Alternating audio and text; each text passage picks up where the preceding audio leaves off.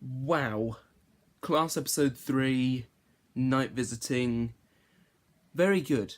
Very, very good. Got a few bugbears with it, but you've got to have that with anything, if you're me. So let's get right into this review. Start off with the positive stuff because I don't want to be really negative, because it was a really good episode. I'm really glad that this adult range that they've gone for, they're not just focusing on gore. In fact, the gore was toned right down for this episode, and instead they've gone for a different sort of non-childy theme of grieving for a lost loved one, which is quite a strong theme, especially for those who have lost someone recently. Luckily, touch wood, not sure if that's wood, I've not lost anyone close to me, so I wouldn't know how it feels. But I imagine it's quite a moving episode for those people who have.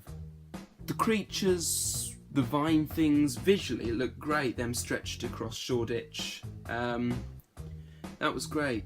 Really happy for April and Ram. Why can't that happen to me?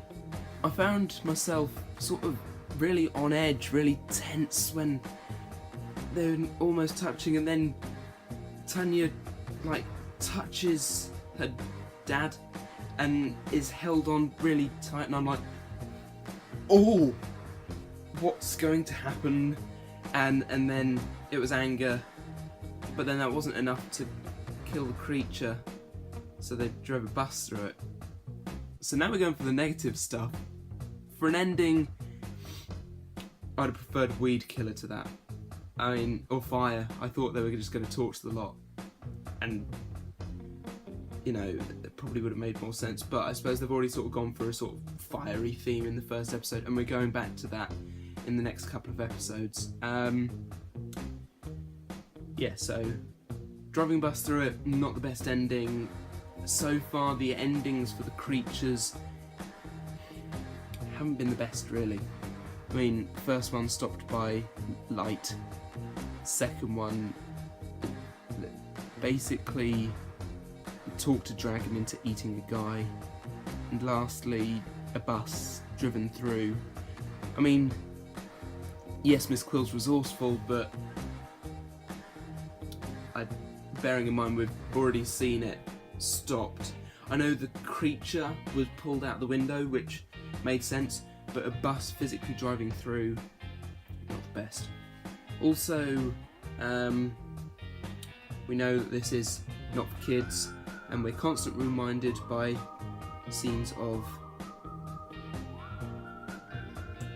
disturbance sometimes, grievance sometimes, but also then what's really classed as adult themes, which is the Charlie and Matthias scenes when they're in bed together. And they've sort of gone Torchwood direction with this, and it's sort of a bit copy and paste, but in a new way.